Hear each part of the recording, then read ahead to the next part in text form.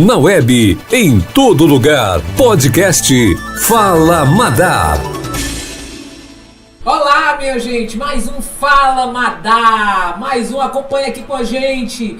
Entre na nossa página, entre nas nossas redes sociais e acompanhe o Fala Madá. Hoje o nosso tema é muito especial. Nós vamos falar sobre ESG. Você sabe o que é isso?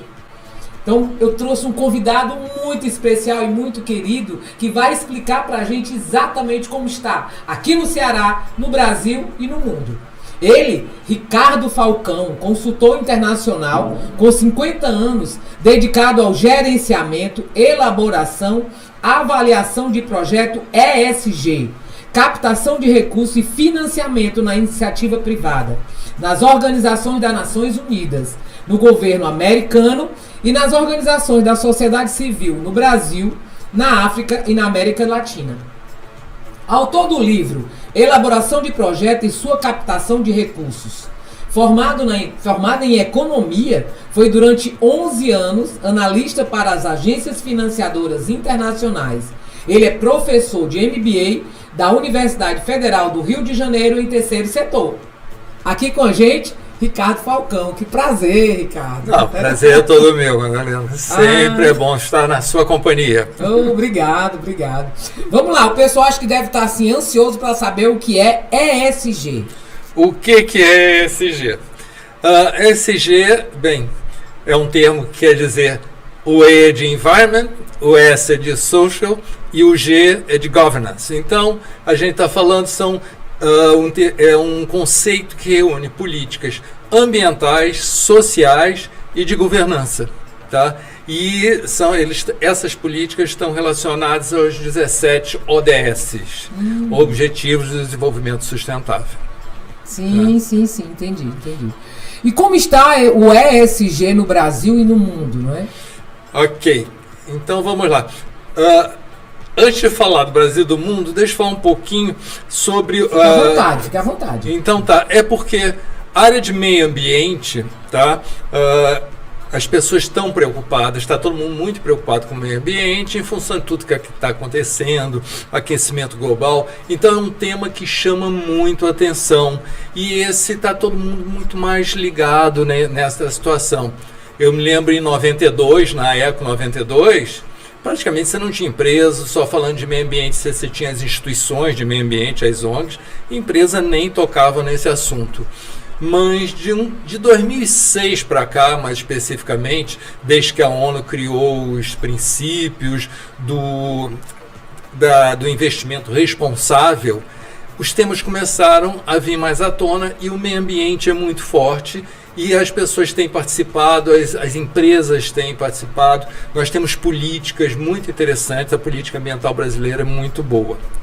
O social, as empresas estão preocupadas com a discriminação, com a desigualdade, mas voltadas para os seus funcionários, tá? E a governança é a transparência na sua atividade empresarial, das suas políticas anticorrupção e tudo isso, tá? Então, esse tema todo vai acontecendo e alguns temas se desenvolvem mais do que outros. Governança melhorou muito de uns tempos para cá, tá?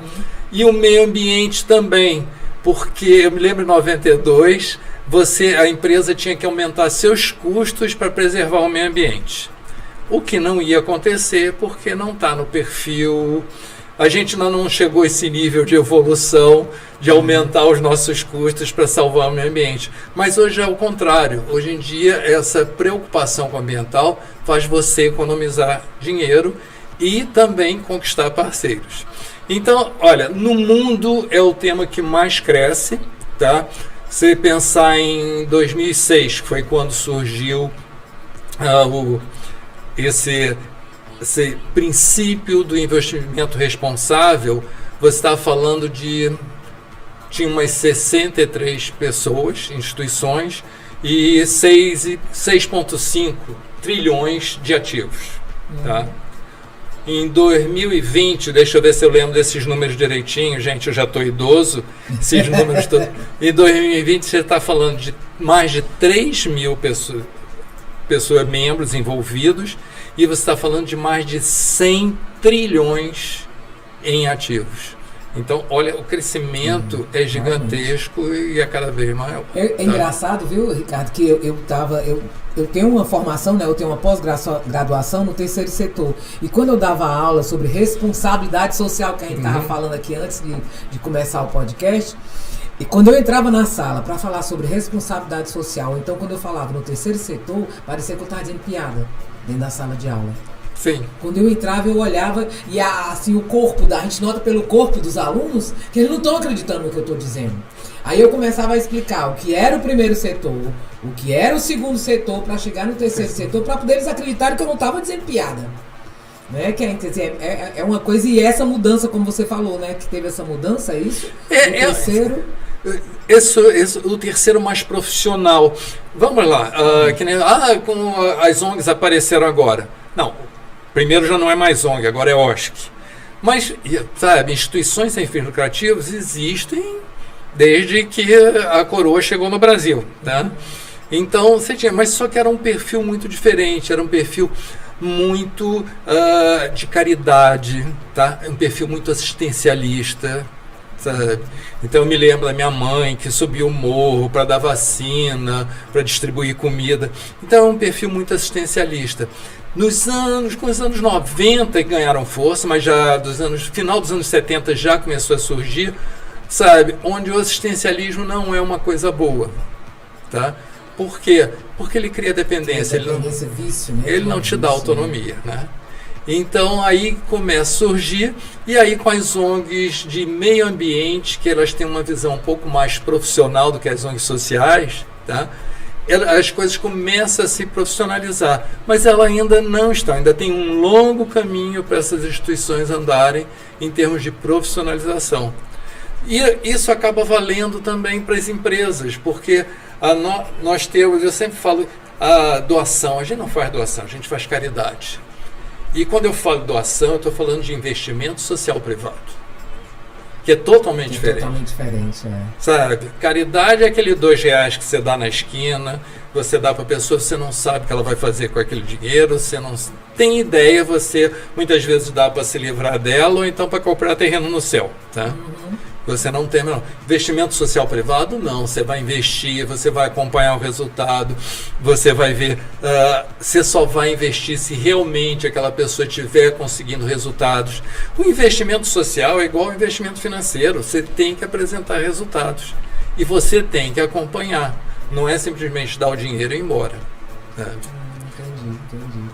Qual a diferença entre sustentabilidade e o ESG? Sustentabilidade e o ESG? Não tem diferença entre sustentabilidade. O ESG tem que ser, são políticas sustentáveis. O que a gente não pode ter? E os empresários finalmente descobriram isso, que num mundo finito você não pode ter um crescimento infinito. Você não pode ter um crescimento infinito. Você não pode ter uma produção infinita. Porque os recursos naturais são finitos. Então você tem que começar a pensar como é que você vai usar esses recursos. E esses recursos têm que ser usados de maneira responsável. Não é que ele não vai acabar, ele é finito, um dia vai acabar. Mas você vai ter uma durabilidade maior. Então você vai conseguir continuar trabalhando mais. Porque o desperdício que a gente tem de todos esses recursos, é gigantesco, sabe? O desperdício de comida no Brasil é um absurdo. O desperdício de água é um absurdo, sabe? Então, e são bens finitos. Como é que você vai fazer? O próprio petróleo é finito, sabe? E a gente está aqui poluindo. Chega uma hora que o nosso oxigênio não vai... A Terra não vai conseguir repor, sabe? Tudo que você consome dela. E cada ano tem um ponto de não retorno. E eu me lembro, já não tem mais esses dados atualizados, mas eu me lembro uns 2, 3 anos atrás, quando chegou em agosto, era o ponto de não retorno. A partir dali, a Terra não tinha mais condição de repor o que os recursos estavam sendo utilizados.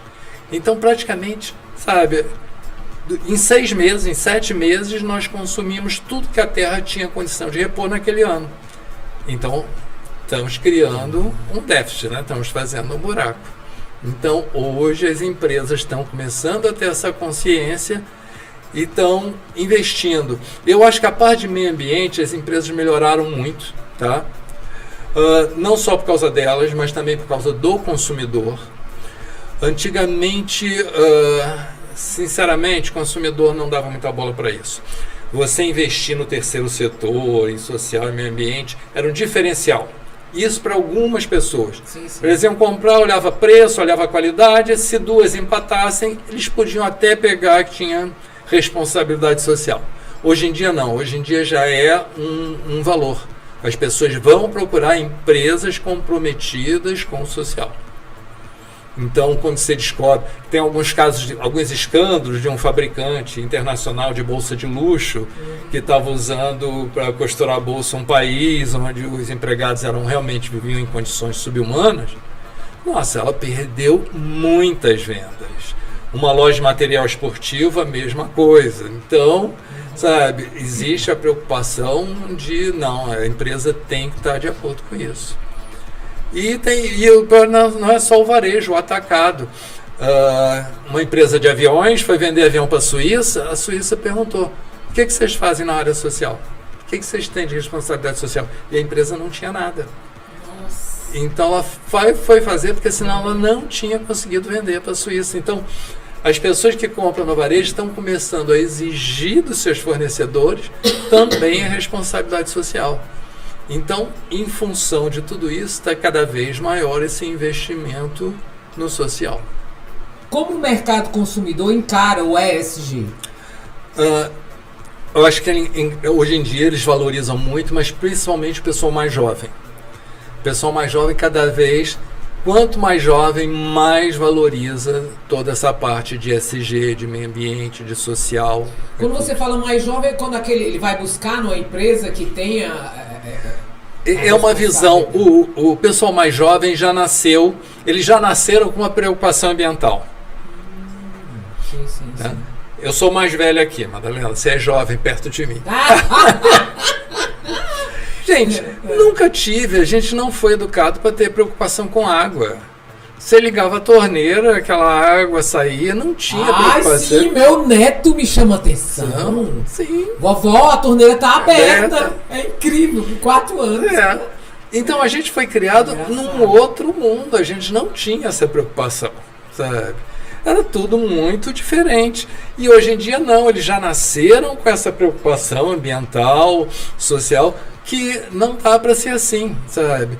Eles estão começando a entender que o desenvolvimento tem que ser completo. Né?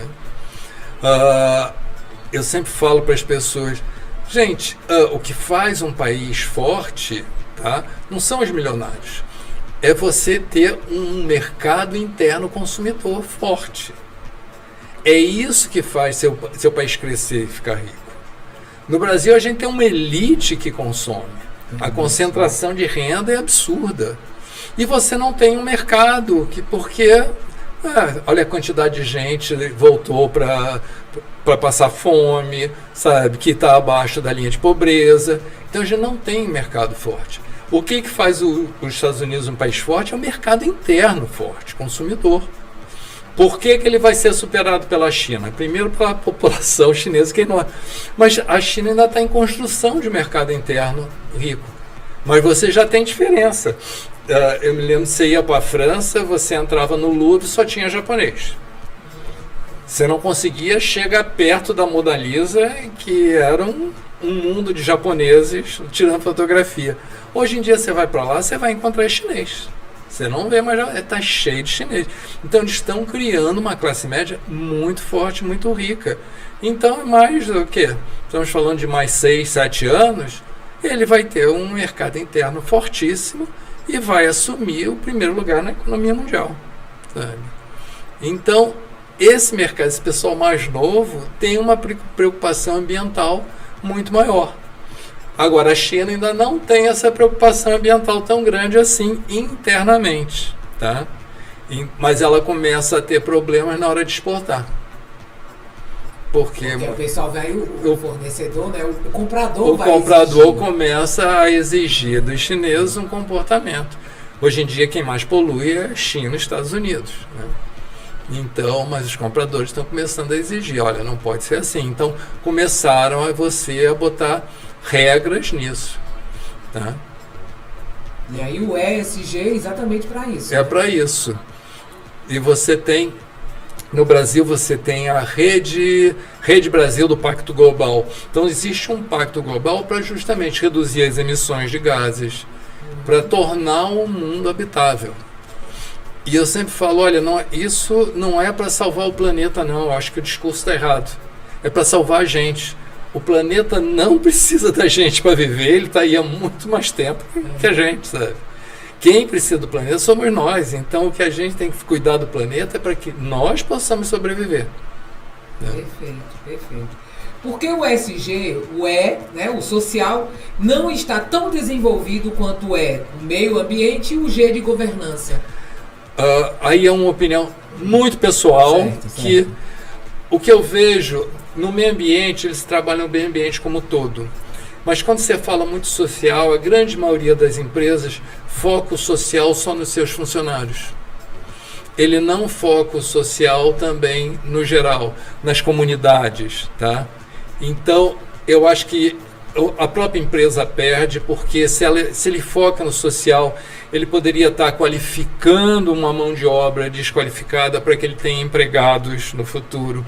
Ele poderia estar qualificando para que esse pessoal arranje emprego e se torne consumidor também dos seus produtos. E tudo isso vai tornar o quê? O próprio ambiente muito melhor, sabe? Com certeza. Eu brinco muito, o pessoal adora falar, eu adoro da Europa, porque eu saio às 3 horas da manhã e não sou assaltada. Eu falo, ótimo, só que lá ninguém precisa te assaltar para comprar um tênis. Porque, pior que seja meu emprego, eu consigo dinheiro para comprar um tênis, sabe? Então tem um mínimo. Eu sempre falo, gente, eu não sou contra ter rico e pobre, sempre vai ter rico e pobre. Isso aí é muito de cada um, de talento, de dedicação. Não vou falar de meritocracia, mas de talentos de gerações passadas que me ajudaram no caminho, tudo bem, isso sempre vai existir. O que não pode existir são os extremos, sabe? Você não pode ter alguém que tenha 3 Boeings para o seu uso particular e outro que não tem o que comer. Realmente. Sabe? Esses são absurdos que para mim eu não consigo entender. E que a gente tem muito, né? Que ainda tem muito. Bastante. Muito. Além de ter isso aí, eu tava semana passada, eu fui tomar um café com as amigas e ela falando, ela falou pessoas invisíveis. Quando ela falou pessoas invisíveis, eu fiquei, nossa, invisíveis, ela disse, que tem de pessoas invisíveis, tanto na pobreza como também na deficiência, né? Sim. Incrível como tem. Teve um jornalista que escreveu um livro que ele ficou trabalhando como lixeiro. E ele fala justamente disso. Uma tese, uma tese. A pessoa é invisível, ele é invisível. As pessoas passam por ele como se ele não existisse. Sim. Eu li essa tese, engraçada. O que as empresas podem fazer para melhorar o social, né? Eu acho que é justamente o que a gente está falando, da gente investir mais nas comunidades, tá? Então, você investir nessa... A diferença, eu sempre falo a diferença minha para uma pessoa que vive numa comunidade, tá? É que eu tive e tenho oportunidades que ela não tem, tá?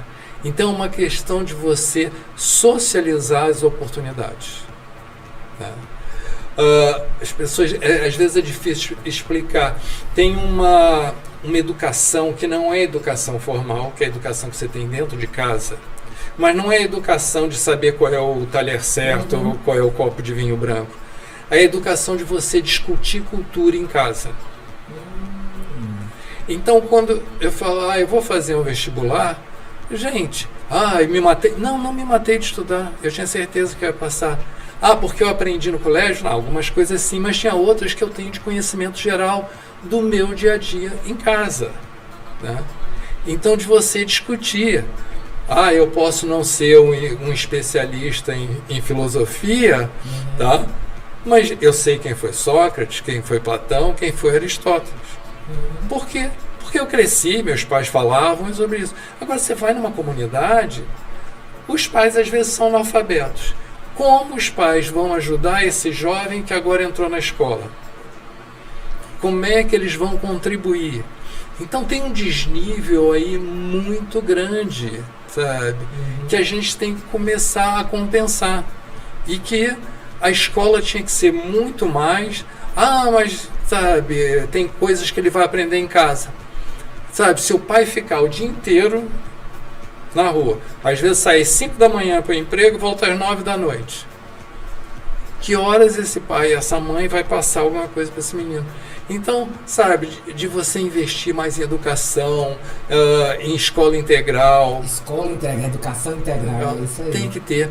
Eu brigo muito que o meu terceiro setor, eu sou apaixonado pelo terceiro setor, mas a gente adora a equidade, né?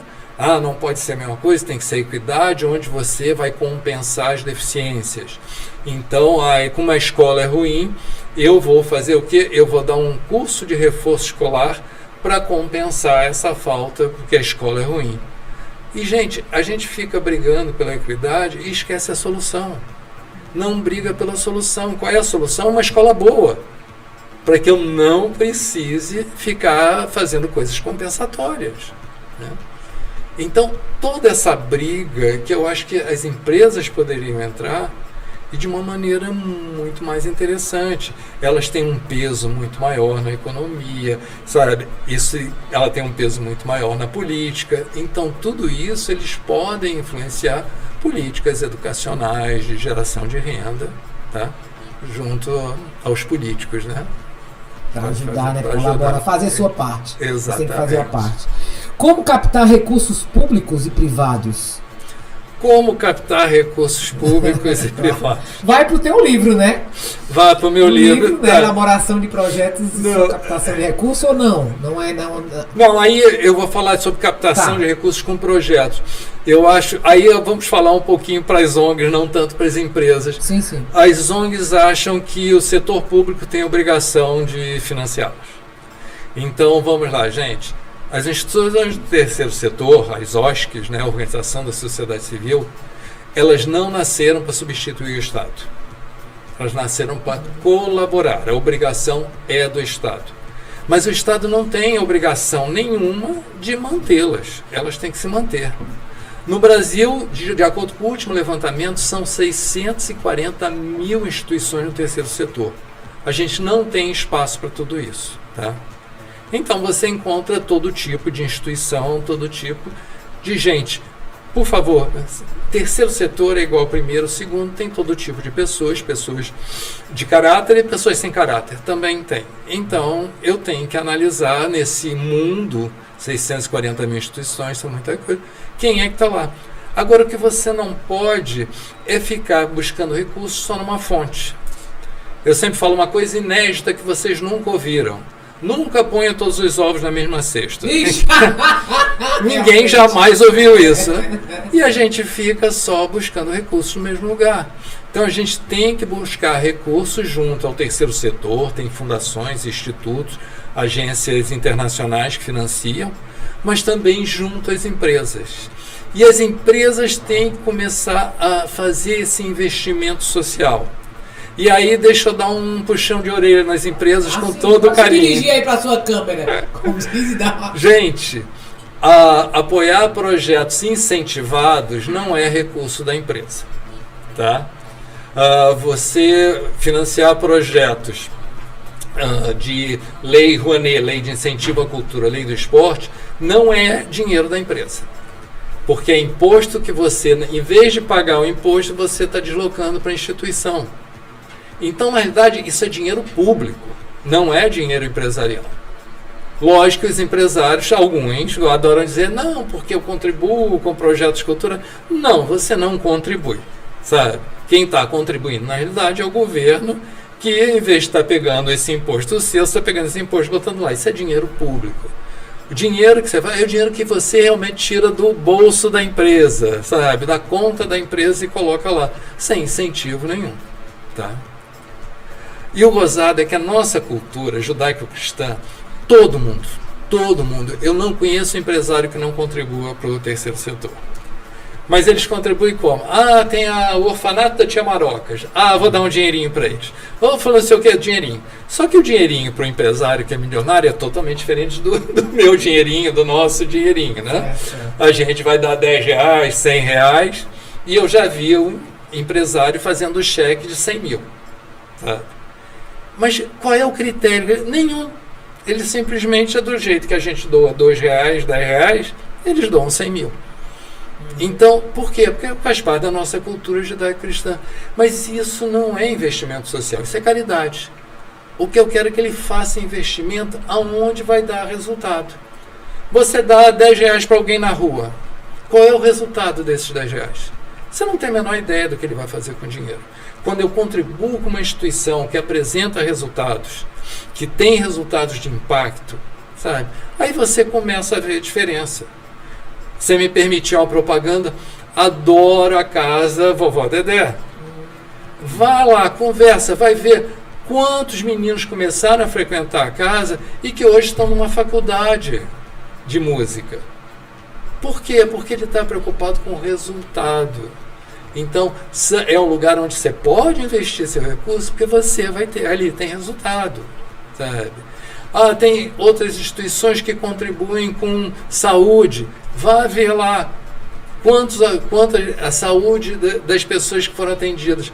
Porque quando eu vou pegar o sucesso de uma instituição, de um projeto, sucesso é o que aconteceu com o beneficiário depois que foi atendido.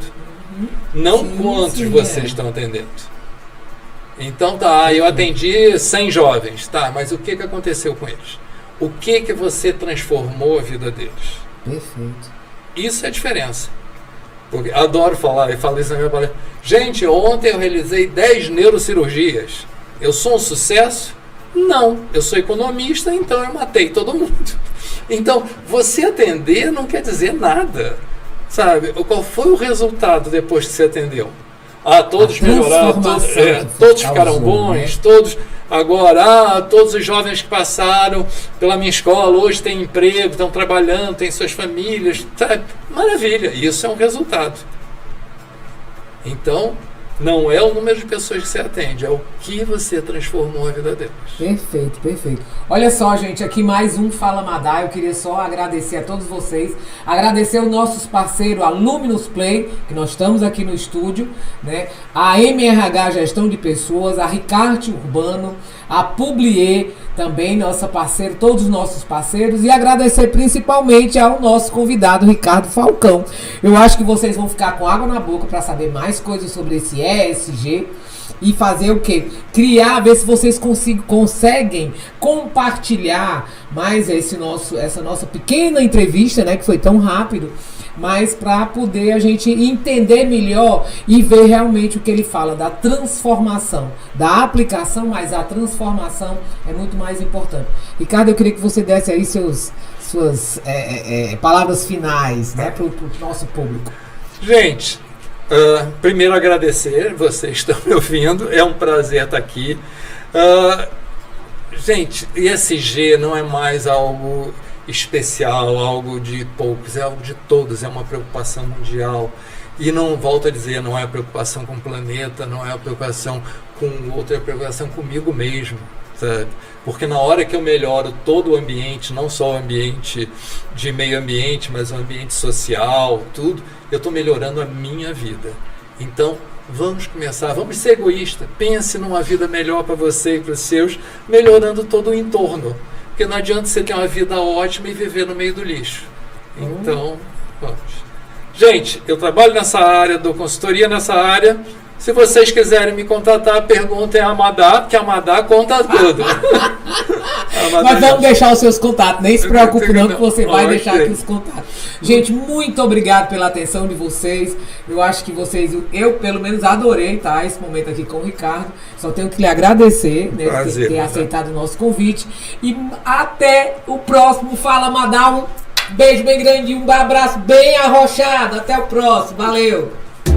Você se conectou no podcast Fala Madá com Madalena Matos. Siga-nos nas redes sociais, @Madá Matos, no YouTube Madá Matos 1.